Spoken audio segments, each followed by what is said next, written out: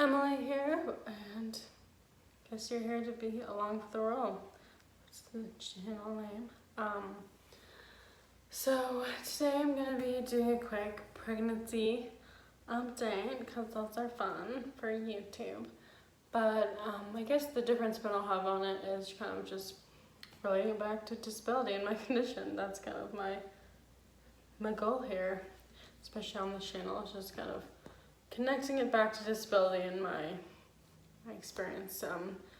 So I am 5 months pregnant, so 20 weeks, and yeah, I guess I can just take it from the top. So getting pregnant was not exactly in my exact game plan for when it happened, which was in April. So I got married in the first week of April to my partner that I've been with for 6+ years, and we had ourselves a little coronavirus wedding,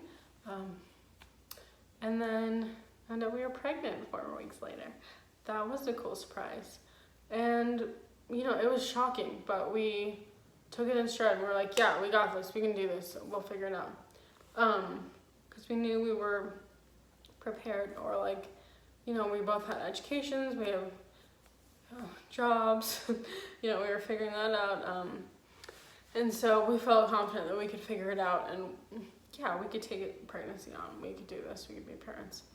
So we embarked on this journey, and as I've said, I'm a newish wheelchair user. I've had, you know, disability my whole life, pretty much, but it's progressed to, you know, to a point where I've been in a wheelchair for the last like 1.5 to 2 years. And so that was something that definitely was intimidating with the idea of pregnancy. It was like, how is this going to change my experience? Can I have a healthy pregnancy? Can I birth a child? I don't know, in a natural or healthy way, when I can't stand or like move around as much as I would want to. And what I've concluded, only being halfway through this experience, is yes, I can do all those things. But we'll see about the birthing part. So yeah, I guess that first trimester, I think, was pretty solid. It was fine. Like, honestly, I had no physical symptoms or anything really super out of the ordinary, which I felt really lucky about. Like, no morning sickness, no, I don't know, bodily situations. I felt pretty normal. The only thing I was dealing with was just like anxiety. I was like processing the pregnancy at that time. I was having anxiety, having doubts about my capacity to figure this out. It was more of a head game at that point for me, where I was like, this is a lot. But physically I felt fine. I think it made me tired, and I wasn't being as active as I usually have been. Like, before I found out I was pregnant, I was trying to go to the gym and be, you know, physically active at least a few times a week, and I completely stopped everything after I found out I was pregnant. I don't know if it was because I was like, I'm pregnant, I can just like not do anything anymore, or if I was just like so mentally overwhelmed and tired that I couldn't. I think it was a combination of the two. But at that point, being in a wheelchair and being disabled was really not playing into it at any point, like, because I just felt normal. It was just me. I think the first time I really played into it was when I went to my first prenatal appointment. The OBGYN that I saw had never worked with a disabled person who was in a wheelchair, who had a physical disability that was really pronounced and obvious. And so that was a big part of our conversation. Was, you know, she was asking questions like, you know, do you think this is a high-risk pregnancy? Because she didn't know. Like, do you feel like, you know, you have enough feeling in your pelvic region to be able to like carry this pregnancy safely and birth safely, you know? And she really wanted to refer me to a high-risk pregnancy obstetrician, I guess, is the OBGYN. And she did. I didn't take the referral, but she tried. So yeah, that was where our conversation kind of like hung out around, was like, I don't, like, her reaction was like, I kind of don't know, I don't have experience in this, so we're figuring it out together. So, sorry, I'm just doing a little stretching here on my yoga mat, being a physically active pregnant lady. Okay, so yeah, talking about that, and then also talking about genetic testing, and like if that would change anything about keeping the pregnancy, or like our comfort level with the pregnancy, if like anything was different about the baby, or if the baby disability itself, would that change anything? Which, no, it wouldn't. Well, it's a complicated question, but no, my immediate reaction is no. Yeah, so that was kind of the first interaction there, and I didn't take the referral for the high risk situation, and I kind of made excuses. I kind of talked around it. I was just like, I'm moving, I'll figure it out when I settle into my new place and have insurance there. I'll just do it there. But I think at the end of the day, I just knew, I know my body, I know what it's capable of, and I know what I can feel, and I have a pretty solid idea of like, yeah, I think I really believe I can have a normal pregnancy and close to normal childbirth experience, because I have full feeling and full function of all that area, and even my legs have pretty much full feeling. Like, there's definitely some spotty areas, but it's neuromuscular disease. It's not like, it's not impacting my feeling, or, I don't know. But I just knew I could trust how my body worked, and I was comfortable enough with my intuitive and my, just my physical knowledge of my body. So, that was that. And then like second trimester, which I'm currently in, has been, again, physically fine. Bump is popping. That's a thing. And I think, like, again, physically, the whole wheelchair and disability thing hasn't played into it hugely. Okay, here are a few points where it has played into it. I'm sitting all the time in my chair, so back hurts a lot. It already did to be. I'm like looking at my chair, just to be like, what have you done to me? I'm sitting, bending over becomes complicated, because like if you're pregnant, squatting is a good option if you need to, reach the floor. I can't do that, so bending is like your stomach comes to your lap, a little quicker, so you have less of a reach, and that's only going to get progressively more of a situation as the stomach region grows. Like bending is going to become more complicated. It's just barely starting to become a thing, because it's a small situation right now. And then, there was another thing. I think just like having to pee at night all the time is really annoying. Like just all the transfers and getting up to pee, and it's exhausting. I just feel like just being able to walk over to a toilet without having to plop myself into a chair. I don't know, sometimes I just find that exhausting. I don't think it's really that different. That's just a weird mindset I have every once in a while. And then lifting my chair is the last big thing. I haven't consulted with a physician about this, but thanks to good old Google, I have, my hair is just doing something.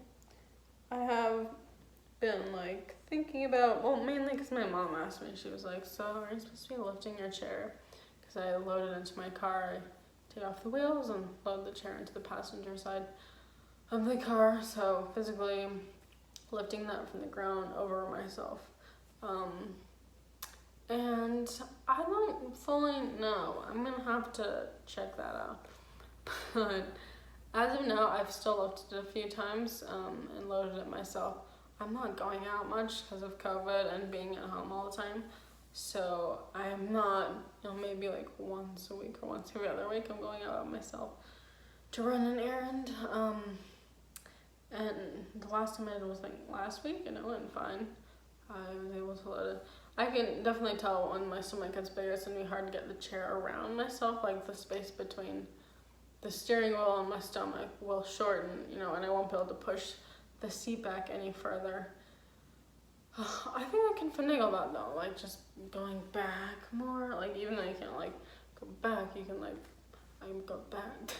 Well, we'll figure it out. But lifting, I should definitely confirm that. 'Cause my chair, I think, weighs around 25 pounds. I don't know. I think I've done the math on like what the frame weighs and the wheels and the frames weigh. Wheel frames, or whatever the push. I think altogether that's around 25. So I think it should be fine. From what Google says, a pregnant lady, and I was doing this a year before I got pregnant, so my body was like used to it. It's not like a new thing, a new strain. But of course, lifting a huge, heavy thing, I could see that being an issue, especially later in pregnancy. So I'll look out for that. If that does become an issue, I'll definitely have to, figure out how to get my chair in my car.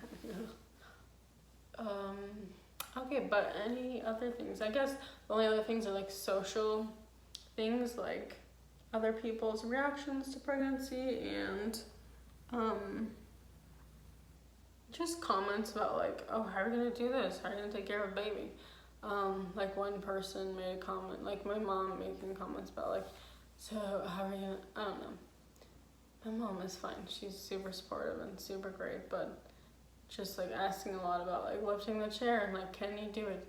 Like, are you gonna stay home or are you gonna work? Like, and then just kind of questioning if I have the capacity to do certain things. I know it comes from a really good place, but it can be frustrating at times to answer.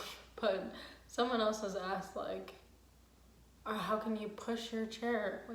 While holding a baby. Yeah, like talking about like caring for a child. Like, how are you gonna pick up the baby? There was one person who was like, so if there was an emergency and you needed to pick up the baby and get out of the apartment, how would you do it? And I was like, whoa, lady, like calm down. Yes, we will think of all these scenarios and we will have a plan in place, but like, one, I can pick up things, like my arms are good to go. I can pick up a baby. Even if I couldn't, there are people, with arm limitations, there are ways around it. That's like the magic of disability, is that you become like the world's most creative person and to your unique situation. That's like the thing that I love, is like I have figured out every way around not around my disability, but every way to work with my disability and to maneuver with it. And I feel very confident in my capacity to keep doing that with a child. So I've been doing a lot of research on like just parenting hacks for disabilities, and a lot of cool stuff on YouTube, a lot of cool disability parenting stuff out there, and I'm hoping to contribute to that and put some stuff out there myself when I start figuring things out. But so far I'm seeing some really cool stuff. I'll put some links in the description box of a few channels I found and just a few cool like hacks that I think are amazing. Even though some of them aren't relevant to me, like I just think like the creativity and just the thought process people go to is so cool, and I love it. Anyway, so yeah, I'm 20 weeks, 5 months. Disability really isn't, at least for me, playing a huge part in my pregnancy so far. And I think that's a beautiful thing. Everyone has their own experience. Some people, it's going to take a huge physical toll, or it's going to change a lot about their independence level or their capability to take care of themselves. Like getting into the bath, like that can be a little challenging, and I feel like the bigger I get, the harder it's going to be, but we can save that for later. But so far, I'm at a solid spot where I feel really confident in taking care of myself and taking care of this thing, this lovely creature. Yeah, most of it is more of a head game, emotional, mental, just like preparing and looking forward and looking ahead and planning ahead to like accommodating my life and how I'm gonna maneuver certain situations with a baby. Which honestly, it's kind of fun. It's like a puzzle, just like figure it out. And we'll definitely get more into that because I have a lot of ideas that I just want to share, especially before I have the baby, so we can chat about it and people can give me feedback on like, that's stupid, or that's cool, that worked for me, or like, that sounds crazy. Yeah, I think that's it for now. So I'm going to continue my stretching and my active pregnancy lifestyle. Yeah, pretty much all I'm doing right now to stay active is stretching on my yoga mat and doing some cool stuff. And then I have my ball back there, which is really hard to get on, like when you don't have any balance. Like my partner has to like help me sit on it, and then I like hold on to the couch and yeah, this chair back here, and I just like sit in between them because if not, I would just like completely face plant on the floor. But I think I'm getting some good stretches. I'm just trying to do as much as I can and like just be creative about how I do it. That's all we can do. Okay, well, I'll see you guys later.